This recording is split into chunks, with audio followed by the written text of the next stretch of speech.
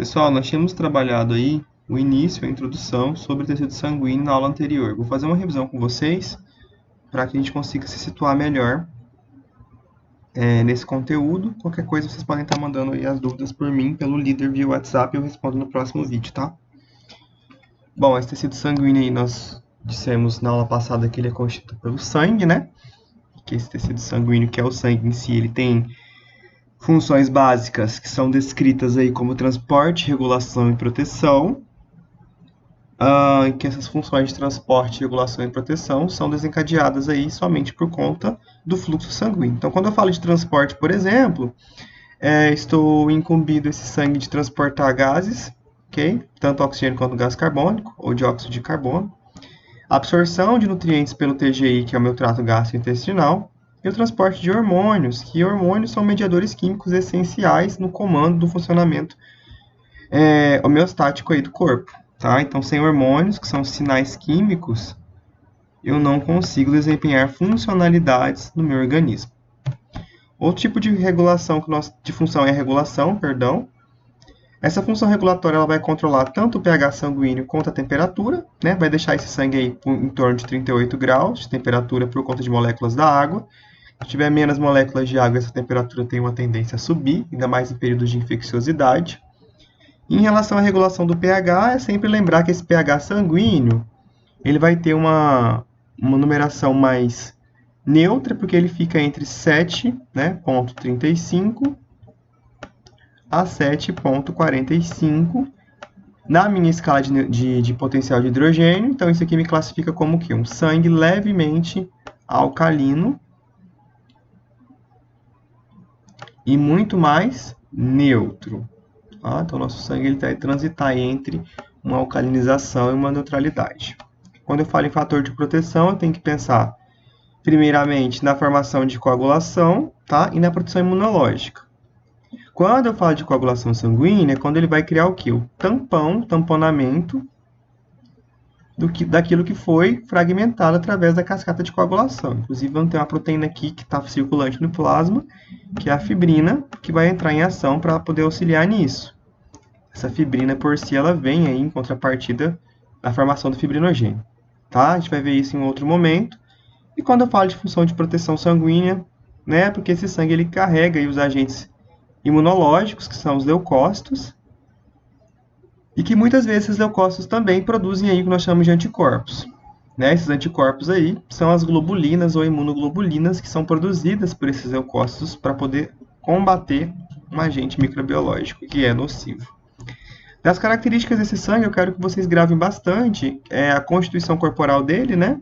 Que vai ser na mulher entre 5 a 6 litros e no homem um pouco mais, dependendo da estrutura. E que esse sangue ele tem duas características, né? A mais líquida, que eu chamo de plasma, e eu tenho uma característica mais densa de elementos sólidos, que eu chamo de elementos figurados. O plasma, então, é a parte líquida que corresponde até 90%, né? 90% da constituição de água desse sangue, onde vai realizar todas essas funções de transporte, principalmente aqui, tá? Nesse plasma. E o meu, elementos figurados, que são as células sanguíneas. Quando eu falo células sanguíneas, estou falando de células que estão no contexto geral do sangue. Então, tanto células vermelhas, tá? Quanto células brancas sanguíneas. Então, células vermelhas sanguíneas, células brancas sanguíneas. São essas constituições aí de elementos figurados. Quando esse sangue ele é submetido a uma rotação, né? Que eu consigo separar uma rotação densionada, eu consigo separar o plasma dos elementos figurados. E aí, ele vai gerar 3 camadas nessa rotação que eu chamo de centrifugação, que é uma velocidade muito exacerbada, bem alta, bem rápida. Né? Ele vai gerar aí 3 camadas. A camada mais líquida eu chamo de plasma, ok?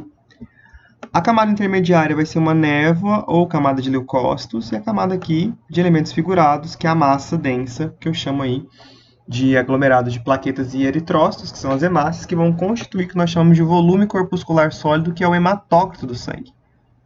Bom, esse hematócrito aqui é a quantidade em porcentagem de elementos figurados que está circulante nesse sangue. Tá? Nesse caso, essa amostra é 1%, mas dá para fazer cálculo total de um valor absoluto em relação a 5 a 6 litros. Nessa imagem, eu só quero que vocês observem Só a diferença, né, que nós temos aqui intermediária da camada de leucócito, uma proporção assim bem maior de volume de hematócrito, para uma proporção bem semelhante de plasma e um volume bem menor, né, de camada leucocitária, se for comparar aqui com o 1 e o 2, no caso com o plasma e com o hematócrito. Esse plasma ele é muito importante porque ele vai carregar o quê? Ele vai transportar a água que eu disse anteriormente. A água ela é muito importante para poder fazer o balanceamento, né? O balanço de íons, que são esses elementos aqui, ainda mais lá no meu sistema renal. Então, essa água ela é muito importante. Se eu não conseguir entender isso, eu não vou conseguir entender sistema renal e filtração glomerular nas outras disciplinas. E esse plasma sanguíneo, ele é carregado aí, ele é constituído por proteínas específicas, né? Que é a albumina, fibrinogênio e a imunoglobulina. Essa albumina é a que maior tem quantidade plasmática, que vai ser correlacionada à função de volume sanguíneo, que eu disse para vocês anteriormente. Esse volume, né, caracteriza também transporte de outras proteínas, porque a albumina é uma proteína que vai transportar outras, e vai dar esse volume, vai dar essa pressão osmótica no sangue. As globulinas, que são os nossos anticorpos, ok? Que são aí, podem ser os anticorpos que nós chamamos de IgG, né? IgM, IgE, IgA, são aqui tudo imunoglobulinas que são produzidas por leucócitos. E o fibrinogênio, que é a matéria-prima para a criação da fibrina. Então, ela vai criar uma fibrina, que é uma proteína que vai atuar na cascata de coagulação. Vou escrever aqui, coagulação. Bom? Bom, então se eu pego esse sangue, ele vai e centrifugo ele, né?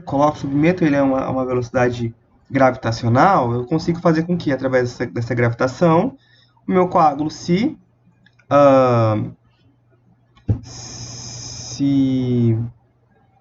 loque no fundo do tubo, né? Que, na verdade, esse coágulo vai ser constituído dependendo da condição de como esse sangue foi submetido. Como assim, prof? Então, olha só.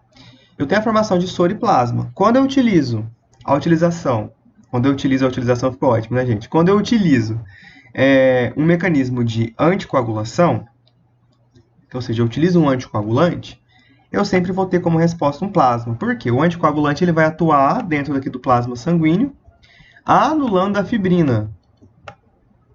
Então, a fibrina no plasma ela é anulada.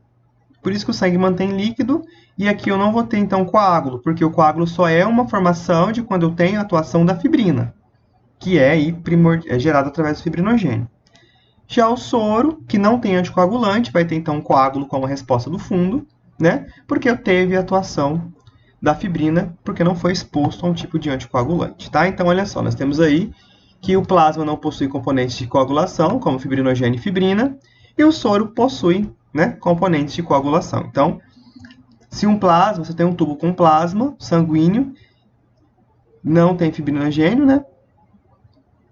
E aí, consequentemente, aí houve a formação de hemácias. Bom, dos elementos figurados, nós vimos aí a divisão deles, que são os eritrócitos, os leucócitos, e as minhas plaquetas, lembrando que sempre os meus eritrócitos eles vão se dividir, são as hemácias, e os meus leucócitos vão se dividir com os grânulos e sem grânulos, né? As plaquetas é uma formação à parte, nós iremos verificar isso posteriormente.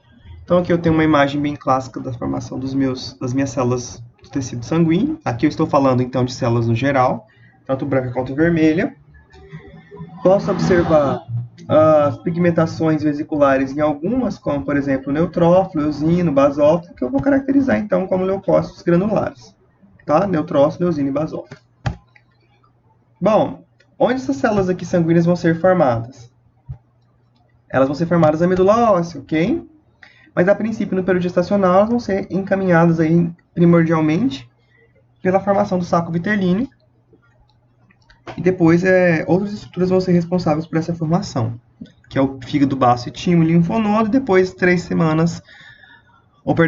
meses antes dessa criança nascer, é corresponsabilizada a medula óssea, tá bom? Então, essa medula óssea ela vai se dividir em células troncos pluripotentes. Aqui das células troncos pluripotentes, achei o que eu queria. Essa aqui é a célula-tronco pluri, tá, gente? Isso aqui, a hematopoética também é pluripotente, ela vai se dividir, então, em mieloide e linfóide.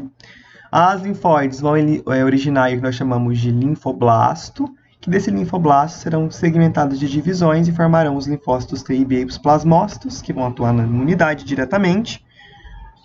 E aqui eu tenho a minha célula pluripotente que vai originar a mieloide e mieloblasto, né? Os mieloblastos que vão originar os granulócitos e a mieloide diretamente vão originar as hemácias e as plaquetas, certo? Bom, na próxima aula a gente vai ver então o conceito de reciclagem da hemoglobina. Obrigado e tenha um bom dia.